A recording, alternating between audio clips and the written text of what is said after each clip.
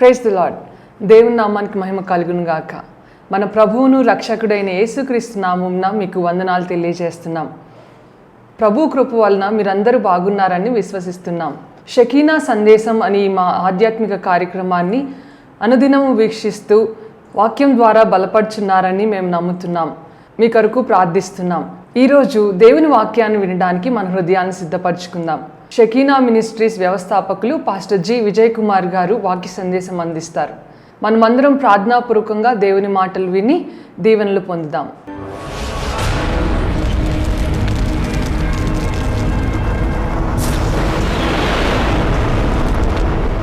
ఆదికాండము 41వ అధ్యాయము 45వ వచనం. మరియు ఫరో యోసేపునకు జప్నత్పనేహు అను పేరు పెట్టి అతనికి ఓను యొక్క యాజకుడైన పోతీఫెరా కుమార్తెయగు ఆసెనతునిచ్చి పెండ్లి చేసెను. దేవుడి వాక్య భాగము మన వినికిడిలో ఆశీర్వదించును గాక. ఆమేన్. యోసేపు భార్య పేరు ఏం పేరండి?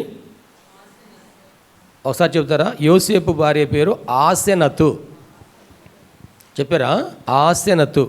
యోసేపునకు రాజుగారు ఒక పేరు పెట్టారు. ఏమని పేరు పెట్టారు యోసేపుకి? నీ పేరు ఇక జోసెఫ్ కాదు, యోసేపు కాదు, కానీ జప్నత్పనేహు. చెబుతారా ఒకసారి? జప్నత్పనేహు. బాగుందా బాగలేదా? బాగున్నా బాగోపోయిన రాజుగారు పెట్టారు కాబట్టి తప్పదు. ఏం పేరు అది? జప్నత్పనేహు అని పేరు పెట్టాడు. ఎందుకని పేరు మార్చాడు కదండి? యేసే నమ్ముకోగానే ఈ శ్రీనివాసరావు విజయ్ కుమార్ అయ్యాడు. కానీ ఐగుప్తు దేశానికి వెళ్ళగానే యోసేపు ఏమయ్యాడు?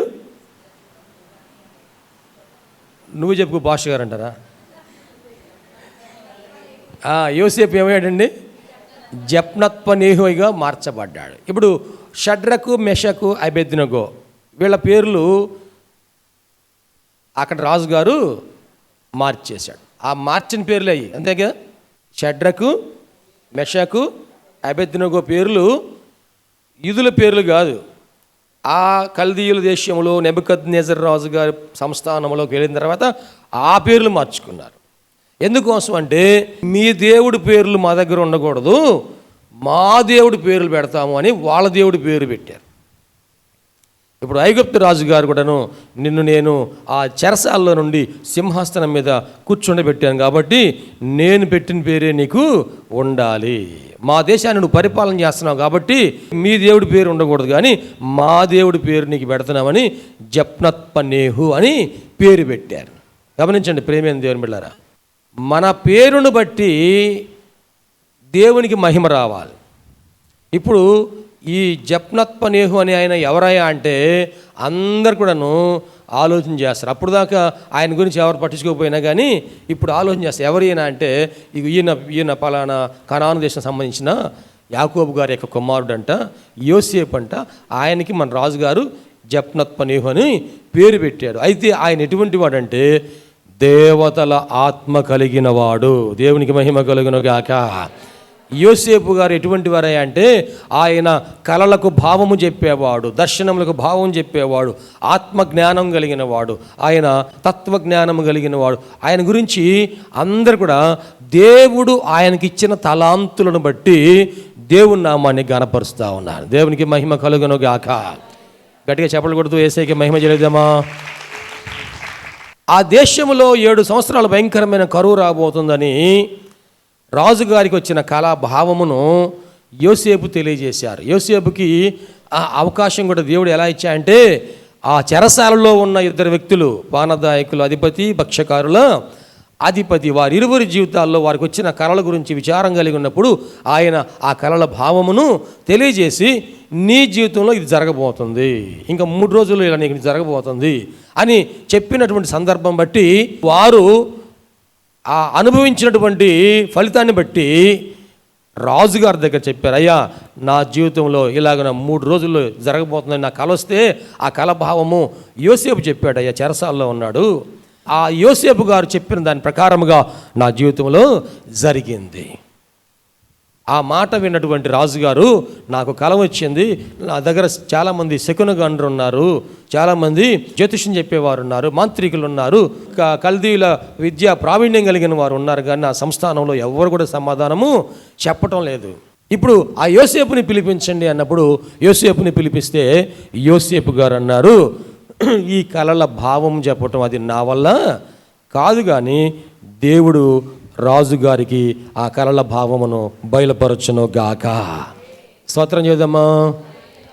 అంటే యోసేపు ఆయన తనను తాను ఎంతగానో తగ్గించుకొని, అయ్యా నా వల్ల కాదు, నా ప్రభు చెబుతాడు. దేవునికి స్తోత్రం, హల్లెలూయా.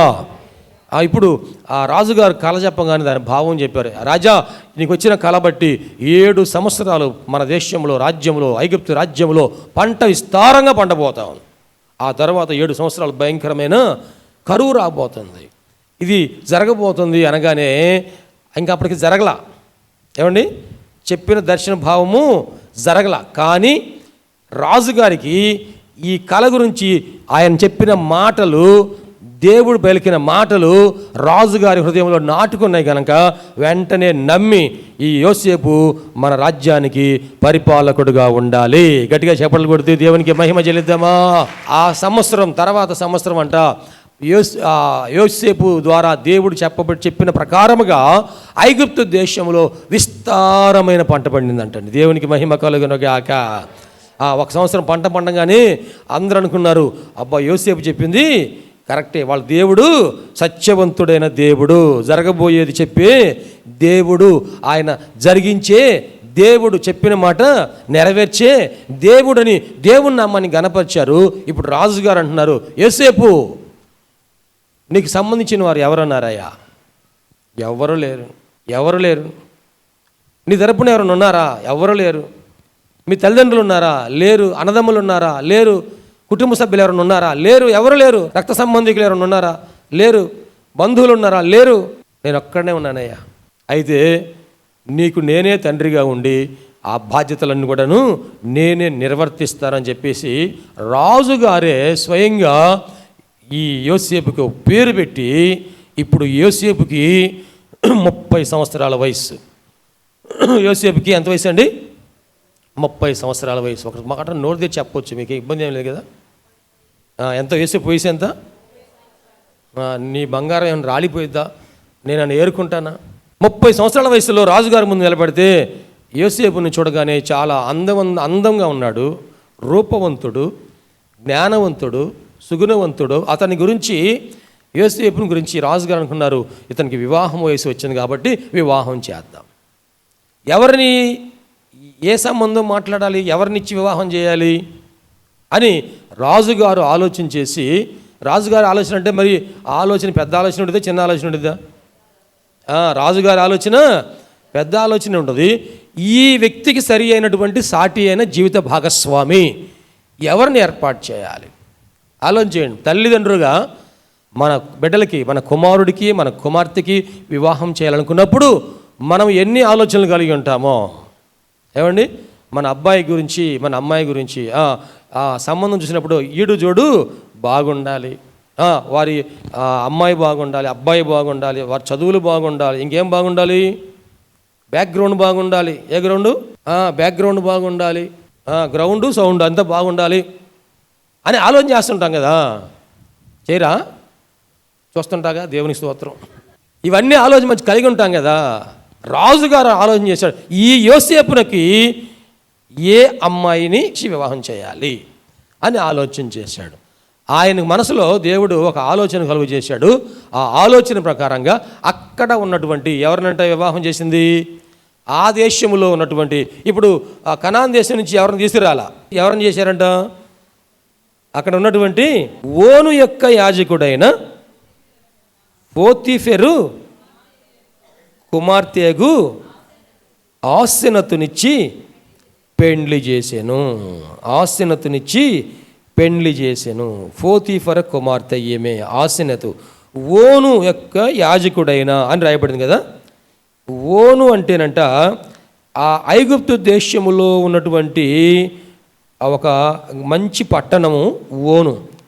ఆ పట్టణము ఓను అంటే అర్థం ఏంటంటే, ఓను అంటే సూర్యుడు లేక బలం అని అర్థం.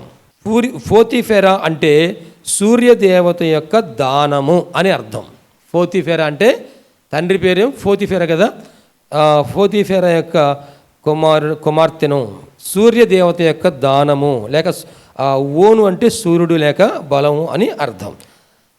ఆసెనతు అనగా నాతు అను దేవత శిష్యురాలు అని అర్థం. ఆసెనతు అంటే నాతు అనే దేవత యొక్క శిష్యురాలు అని అర్థం. ఇక్కడ గమనించినట్లయితే ఆ అన్య కుటుంబములో ఒక పూజారిగా ఉన్నాడు. యాజకుడు అంటే అర్థం ఏంటండి, అక్కడ ఒక పూజారిగా ఉన్నాడు. ఆ పూజారి యొక్క కుమార్తెను ఇతనికి ఇచ్చి వివాహము చేయటం జరిగింది. జప్నత్పనేహు అని పేరు పెట్టారు కదా, ఆ జప్నత్పనేహు అంటే అర్థం ఏంటంటే లోకరక్షకుడు అని అర్థం. దేవునికి మహిమ కలుగును గాక. ఇక్కడ ఆసెనతు ఆమె గురించి మనకి బైబిల్లో ఎక్కువ భాగం తెలియకపోవచ్చు, కానీ ఈ రోజున ఆమె గురించి కొన్ని విషయాలు మనం ధ్యానం చేసుకుందాం. ఆదికాండము మనము జూమ్ ప్రేయర్ మీటింగ్లో ప్రతిరోజు కూడా అధ్యాయం తర్వాత అధ్యాయము ధ్యానం చేసాం. ఆదికాండం మొత్తం ఎన్ని అధ్యాయాలు ఉన్నాయి? ఎన్ని ఉన్నాయండి? 50 అధ్యాయాలు. 50 రోజులు ధ్యానం చేశాం. ఈ 50 రోజులు ధ్యానం చేసిన ఆదికాండములో యోసేపు యొక్క జీవితం గురించి కూడా మనం చదివాం. అబ్రహాము గురించి, నోవహు గురించి, అబ్రహాము, ఇస్సాకు, యాకోబు, యోసేపు వారి జీవిత చరిత్రలన్నీ కూడా మనం ఆదికాండంలో చాలా వరకు చదువుకుంటూ వచ్చాం. అయితే ఈ యోసేపు గురించి ఆయన జీవితంలోనికి ఇప్పుడు ఆసెనతు ప్రవేశించింది. ఈమె ఒక అన్యురాలు, ఒక విగ్రహారాధికురాలు. మరి ముఖ్యంగా విగ్రహారాధన చేయుచున్నటువంటి పూజారి గారి యొక్క కుమార్తె. విగ్రహారాధన చేసే వారి కుటుంబాల్లో విగ్రహారాధన జరుగుతూ ఉంటుంది, కానీ పూజారి గారి కుటుంబంలో ఇంకా ఎక్కువ విగ్రహారాధన, నియమనిష్టలు, నిబంధనలు ఇవన్నీ కూడాను, అర్చనాచారాదులు అవన్నీ కూడాను జరుగుతూ ఉంటాయి. ఆ గుళ్ళో ఏం చేస్తారో ఇంట్లో కూడాను ధూపదీప నైవేద్య కార్యక్రమాలన్నీ కూడాను చేస్తూ ఉంటారు. అవునా కదా? ఎస్ఆర్నో ఎస్ఆర్నో ఒకప్పుడు మనం కూడా చాలామంది విగ్రహారాధన నుంచి వచ్చాం. మన ఇంట్లో కూడా విగ్రహారాధన జరిగింది. కానీ మనం గమనిస్తే మన బజార్లో, మన ఊరిలో ఒక చిన్న గుడి ఉంది. ఆ గుడిలో పనిచేయడానికి పూజారి లేకపోయినా మనలో ఒకరిని పెట్టారు ఆ పూజారి బాధ్యతలు నిర్వహించడానికి. మన ఇంట్లో ఎక్కువ పూజ ఉండేదా? ఆ ఇంట్లో ఎక్కువ పూజ ఉండేదా? ఆ ఇంట్లోనే ఎక్కువ పూజ. ఎందుకని? మనకి బాగుంటే ఆ రోజు పొద్దున్న లేసి తలార స్నానం చేసి పూజా కార్యక్రమాలు చేసేవాళ్ళం. కానీ ఆయనకి బాగున్నా లేకపోయినా సరే ఏం చేయాలి? బాధ్యత తీసుకున్నాడు కాబట్టి రోజు పొద్దున్నే లెగాలి, ముందు స్నానం చేయాలి. దానికి ఆచార ప్రకారంగా ముందు స్నానం చేయాలి. చలికాలమైనా సన్నీళ్ళతో స్నానం చేయాలి. మనకి వీలైతే చేస్తాం, లేకపోతే చెప్పండి, మనకి వీలైతే చేస్తాం, లేకపోతే ఆయన మాత్రం తప్పదు, ఒప్పుకున్నాడు కాబట్టి తప్పదు, చేయాల్సిందే. ఆ పూజా కార్యక్రమం ఎక్కువ చేస్తాడు, చేస్తాడు. తండ్రి చేస్తుంటే కుమార్తె చూస్తూ ఉంటుందా? చూస్తూ ఉండదా? చేస్తుందా? చేయదా? చేయకపోతే ఊరుకుంటాడు ఆయన. నాన్న నువ్వు కూడా చేయమ్మా అని చెప్పేసి చేపిస్తూ ఉంటా. అటువంటి కుటుంబంలో నుంచి ఆసెనతు వచ్చింది. ఇప్పుడు జాగ్రత్తగా గమనించండి. యోసేపు ఏమో రక్షణ పొందినవాడు. యోసేపు రక్షణ పొందినవాడు. రక్షణ పొందిన వారిలో కూడాను ఎటువంటి వాడే అంటే విశ్వాసముతో నింపబడినవాడు, పరిశుద్ధాత్మతో నింపబడినవాడు, ఆత్మకృపావరములతో నింపబడినవాడు, దర్శనం కలిగిన వాడు యోసేపు. ఆత్మతో నింపబడినవాడు, ఆత్మకృపావరాలు కలిగిన వాడు, కలలకు దర్శనములకు భావము చెప్పగలిగినటువంటి తలాంతులు కలిగినటువంటి ఉన్నతమైన ఆత్మీయ స్థితిలో ఉన్నటువంటి యోసేపునకు ఎవరు తోడయ్యారు? ఇప్పుడు పొద్దున్న నిద్రలేంగానే టెంకాయ కొట్టి ఏమొచ్చింది, పొద్దున్న నిద్రలేంగానే దండం పెట్టుకుని ఏమొచ్చింది, భర్త కాళ్ళకు దండం పెడుతుంది, తూర్పు తిరిగి దండం పెడుతుంది. ఆ ఊరి పేరు ఏం పేరంట? ఓను. సూర్యుడు, ఆ ఊరి పేరే సూర్యుడు అంట. సూర్య నమస్కారాలు చేసేది, పూజా కార్యక్రమాలు చేసేది, అటువంటి ఆమె వచ్చింది. అయితే ఇప్పుడు గమనించండి, ఆసెనతు గురించి బైబిల్లో కొన్ని సందర్భాల్లో పేర్కొనబడిన మాటలను బట్టి సందర్భాలను బట్టి ఆమె యొక్క జీవితము మనం ఆలోచించాలి. యోసేపు ఆసన్నతో వివాహం అయిన తర్వాత అక్కడ ఏమని రాయబడిందంటే, దేవుడు వారికి గర్భఫలమును అనుగ్రహించి ఒక కుమారుని దయచేశాడంట. అప్పుడు ఆ కుమారుడికి యోసేపు ఏమని పేరు పెట్టాడండి? మనష్షే అని పేరు పెట్టాడు. మనష్షే అంటే అర్థం ఏంటి? మనష్షే అంటే మరచిపోవుట. మనష్షే అంటే మరచిపోవుట. ఆయన అనుకున్నాడు, నా కలిగిన బాధలన్నిటిలో యోసేపు జీవితంలో మరి జాగ్రత్తగా వినండి, 17 సంవత్సరాల వయసులో తన ఇంటిలో నుంచి అతను బయట గుంటలో పడవేయబడ్డాడు. తన సహోదరుల చేతని అన్నలే అతని గుంటలో పడేశారు. అక్కడి నుంచి ఏం చేశారు? తీసేసి ఆ దారిని పోయే వర్తకులకి అమ్మి వేసేశారు. అక్కడ పోతీఫర్ ఇంటిలో ఒక బానిసగా పనివాడిగా ఐగుప్తు దేశంలో బ్రతికాడు. అక్కడ నుండి చేయని నేరానికి అతను చెరసాల్లో వేయబడ్డాడు. ఇప్పుడు ఆ చెరసాల్లో నుండి కూడాను లేవనెత్తబడి ఫరో రాజు గారి ఎదుట నిలబడినప్పుడు ఆయన వయసు 30 సంవత్సరాలు. 17 సంవత్సరాల నుండి 30వ సంవత్సరం దాకా ఇంచుమించు 13 సంవత్సరాలు యోసేపు ఎంతో భయంకరమైన సమస్యలను, వేదనలను అనుభవించాడు. బాధ వచ్చినప్పుడల్లా ఏమండి, గుంటలో పడంగానే ఏమంటాడు? అమ్మా అంటాడు. అంతేనా? అవునా? ఎస్ఆర్నో? గుంటలో పడంగానే అమ్మ అంటాడు. అమ్మ అనగానే వాళ్ళ అమ్మ గుర్తు వచ్చి, వాళ్ళమ్మ రాహేలు చనిపోయింది. వాళ్ళమ్మ చనిపోయింది. అమ్మ అనగానే, అమ్మా నువ్వు బ్రతికున్నట్టు నన్ను ఇలాగా చూస్తే దానికి కాదు కదమ్మా అని రాహేలును జ్ఞాపకం చేసుకొని, తల్లిని జ్ఞాపకం చేసుకొని యోసేపు ఏడ్చుంటాడు. అమ్మి వేస్తుంటే అప్పుడు అయ్యో మా నాన్న నాకు దూరం అయిపోయాడు, మా నాన్న దగ్గరుంటేనే అన్నలు ఇలా చేసేవాళ్ళు కాదేమో, మా నాన్నను కాపాడేవాడేమో, రక్షించేవాడేమో, మా అమ్మ ఏమో ఈ లోకంలో లేదు, మా నాన్నేమో నాకు దగ్గర లేడు అని ఎంతో కన్నీరుగా వచ్చాడు. ఆ పని మనిషిగా ఉన్నప్పుడు ఆ ఇంట్లో వాళ్ళు ఏమని పని మనిషిని గౌరవిస్తారా లేకపోతే ఏమంటారండి? ఆ పని మనిషిగా వారు మాట్లాడుతున్నప్పుడు ఆయన అనుకోవచ్చు, మా ఇంట్లో 12 మంది అన్నదమ్ములు ఉన్నాము, మాకు ఎన్నో గొర్రెలు ఉన్నాయి, మాకు మందలుగా ఉన్నాయి. యాకోబు ధనవంతుడే పెదవాడా? ఏమండి, యాకోబు ధనవంతుడే పెదవాడా? ధనవంతుడే కదా.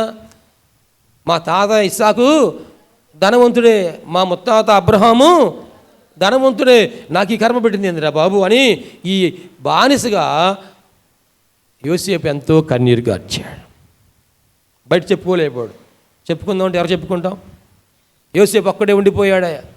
ప్రేమేం దేవుని బిడ్డలారా, మన జీవితంలో కూడాను ఎవరికి చెప్పుకోలేని సమస్యలు, ఇబ్బందులు, కష్టాలు మన జీవితంలో వచ్చినప్పుడు కేవలం దేవునికి మాత్రమే చెప్పుకోగలుగుతాం. దేవునికి స్తోత్రం, హల్లెలూయా. అక్కడ పాపం చేయకపోయినా నువ్వు తప్పు చేశావు అని అపనింద మోపితే మానసికంగా చాలా కృంగిపోయాడు. జైల్లో పడేస్తే, చెరసాలలో పడేస్తే ఆ చెరసాల మధ్యలో ఎంత కన్నీరుగా వచ్చాడు. మొత్తం ఎన్ని సంవత్సరాలు అంటండి? 13 సంవత్సరాలు. 13 సంవత్సరాలు. బయటి వాళ్ళ వల్ల సమస్యలు వచ్చినాయా? ఇంట్లో వాళ్ళ వల్ల సమస్యలు వచ్చినాయా? ఏమండి, బయటి వారి వల్ల సమస్యలు వస్తే మన ఇంట్లో అందరం కలిసి బయట వాళ్ళ మీద దాడి చేద్దాం అనుకోవచ్చేమో, కానీ ఇంట్లో వారి వల్లనే సమస్యలు వస్తే ఎవరు చెప్పుకుంటాం? అటువంటి స్థితిలో యోసేపు చాలా కృంగిపోయి చాలా దుఃఖంలో, శోధనలో, వేదనలో, రోదనలో ఉన్న సమయంలో ఆ చెరసాల నుంచి పైకి లేవనెత్తిన తర్వాత యోసేపునకు తోడుగా ఆసనతు తన జీవితంలోకి వచ్చినప్పుడు ఆమె విగ్రహారాధన చేసేదైనా సరే, ఆమె యోసేపు దగ్గరకు రాగానే యోసేపు గురించి అంతా తెలుసుకుంది. యోసేపు యొక్క మనస్సుని ఆమె అర్థము చేసుకున్నటువంటి స్త్రీ. దేవునికి మహిమ కలుగునుగాక. ఉత్తమమైన భార్య ఎవరయ్యా అంటే భర్త యొక్క మనస్సుని అర్థము చేసుకోగలిగిన స్త్రీ. దేవునికి మహిమ కలుగునుగాక. గుణవతి అయిన భార్య దొరుకుట అరుదు, అట్టిది ముత్యముల కంటే శ్రేష్టమైందండి. ప్రేమేం దేవుని బిడ్డలారా, ఆమె విగ్రహారం చేసేది ఏం సరే, ఇప్పుడు యోసేపు దగ్గరకు రాగానే ఆయన ఏమంటున్నాడు? నా దేవుడు జీవం కలిగిన దేవుడు, యెహోవా నా దేవుడు. దేవునికి మహిమ కలుగును గాక. ఆమె ఆయన దగ్గరకు వచ్చిన తర్వాత భార్య భర్తలు ఇరువురు కలుసుకున్న తర్వాత ఇప్పుడు యోసేపు తన జీవితంలో దేవుడు చేసిన కార్యములన్నిటి గురించి ఆసన్నతునకు వివరించి చెప్పుకుంటాడు. దేవునికి మహిమ కలుగును గాక. ఆమె ఈయనకి ఎలాగుందంటే ఇప్పుడు ఆయనను ఆదరించగలిగిన ఏకైక వ్యక్తి తన భార్య మాత్రమే. దేవునికి స్తోత్రం. భార్య అంటే భర్తను అర్థం చేసుకోవాలి, అలాగే భర్త యొక్క సమస్యల్లో, కష్టాల్లో, సుఖాల్లో అన్నిట్లో కూడా పాలు పంచుకోవాలి. ఇప్పుడు ఆయన చెబుతా ఉన్నాడు, మా అన్నలు నన్ను ఇట్లా చేశారు, వాళ్ళు తప్పు చేస్తుంటే నేను మా నాన్నకు చెప్తే నేను చేసిన ఆ పనికి నన్ను తీసుకెళ్ళి గుంటలో పడేశారు. ఇప్పుడు ఆమె అంటుంది, ఏమండి అయిపోయింది కదా, దేవునికి సహాయం చేశాడు కదా, అయిపోయిన సమస్యలన్నీ కూడా, గడిచిపోయిన సమస్యలన్నీ కూడా మర్చిపోండి. దేవునికి మహిమ కలుగును గాక. నేను మీకు తోడుగా ఉన్నాను కదా, మా నాన్న మా కుటుంబం అంతా తోడుగా ఉన్నాం కదా, మా నాన్నే మీ నాన్న అనుకో, మా కుటుంబస్తులే నీ కుటుంబస్తులు అనుకో, నేను నీకు తోడుగా ఉన్నాను కదా, మీ దేవుడే సహాయం చేసి నిన్ను ఈ ఉన్నతమైన స్థితికి హెచ్చించాడు కదా, కాబట్టి ఆ గడిచిపోయిన సమస్యలన్నీ మర్చిపోండి. ఏమంటుంది? మర్చిపోండి. ఆమె చెప్పిన మాటలన్నీ మనసులో ఉన్నాడు. మర్చిపో. భార్యలు ఉపశమనం కలిగజేసే మాటలు చెప్పాలి. ఏమండి? భార్య మాట విని బాగుపడిన వాళ్ళు చాలామంది ఉన్నారు.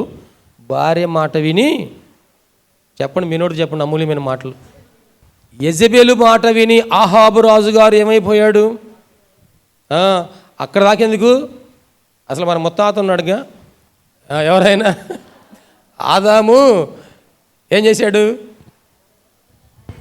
ఎవరి మాట విన్నాడంటండి? దేవుని మాట విన్నాడా, భార్య మాట విన్నాడా? దేవుని మాట వినాలా, భార్య మాట వినాలా? భార్య మాట. పాస్టర్ గారు చర్చిలో మాత్రం దేవుని మాట వినాలని చెబుతాం, ఇంటికి వెళ్ళిన తర్వాత మా మాట వినాలి, లేకపోతే సినిమా చూపిస్తామండి, మామూలు కాదు.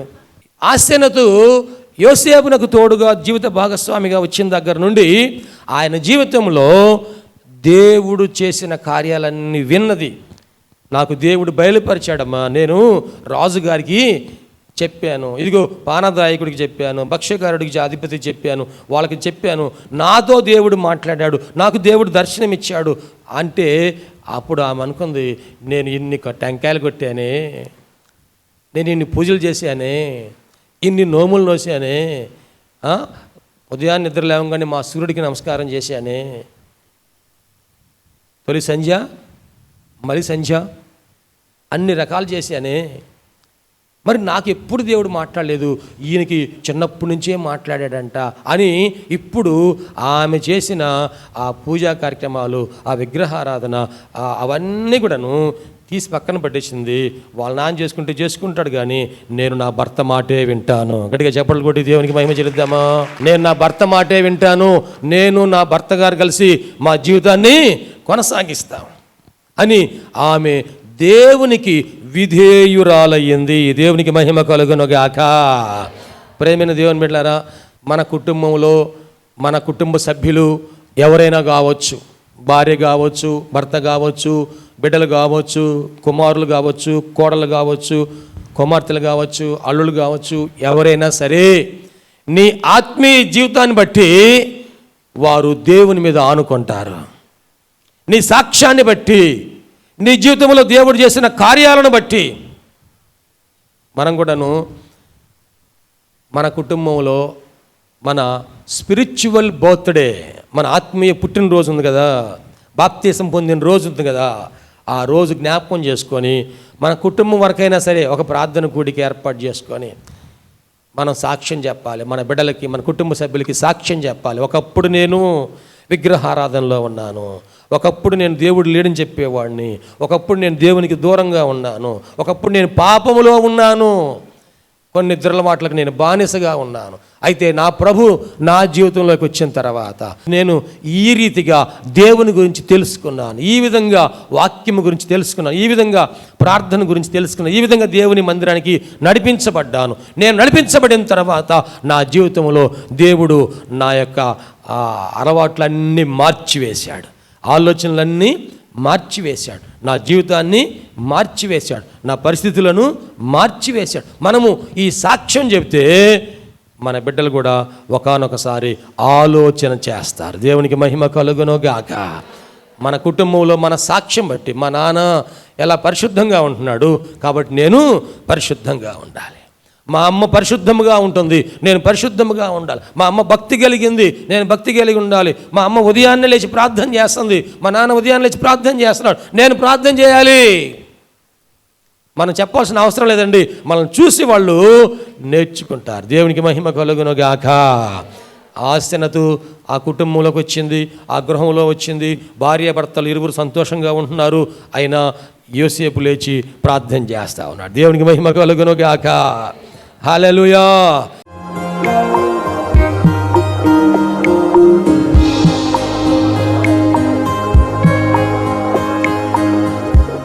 ప్రభునందు ప్రియ దేవుని బిడ్డలారా, ఎంతవరకు దేవుని వాక్యం విన్నందులకు ప్రభునామమున వందనాలు తెలియజేస్తున్నాం. మనం అందరం ప్రార్థనలో ఏకీపిద్దాం. తలలు వంచి కనులు మూసుకొని ప్రార్థనలో ఏకీపిద్దామండి. ప్రార్థించుకుందాం. మహోన్నతుడైన దేవ, పరిశుద్ధుడైన మా ప్రభువా, నీ పరిశుద్ధమైన పాదములకు వందనాలు.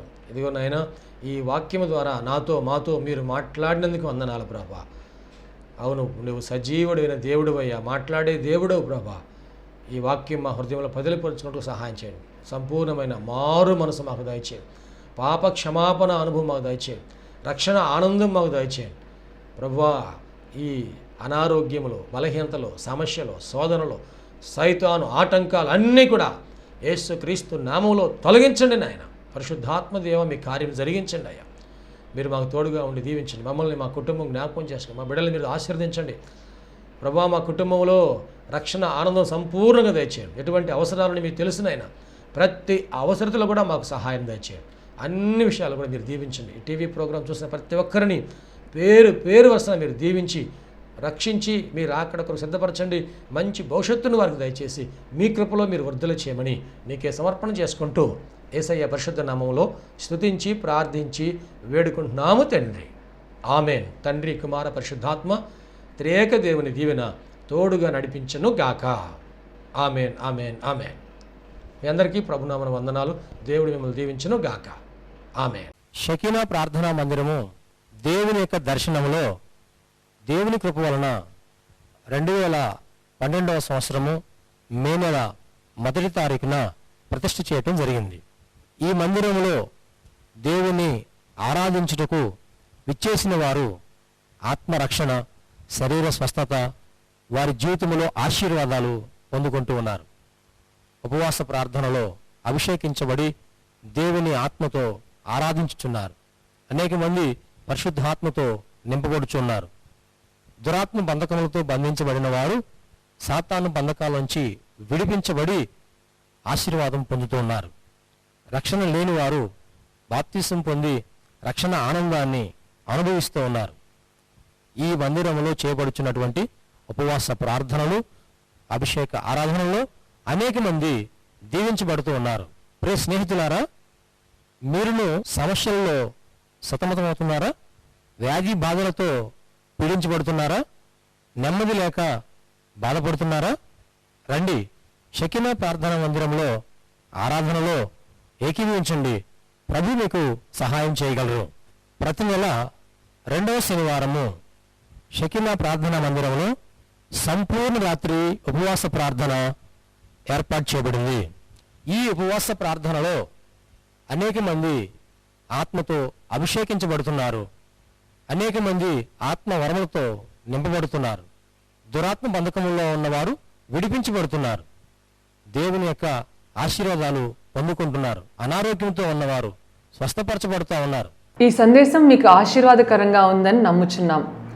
ఈ సందేశం ద్వారా మీరు పొందిన మేలులు మరియు మీ ప్రార్థన అవసరతలు మాతో తప్పక పంచుకొనగలరు.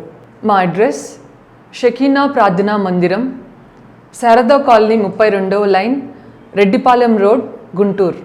మా ఫోన్ నంబర్స్ 9963242497, మరి యొక్క నెంబర్ 8885539777.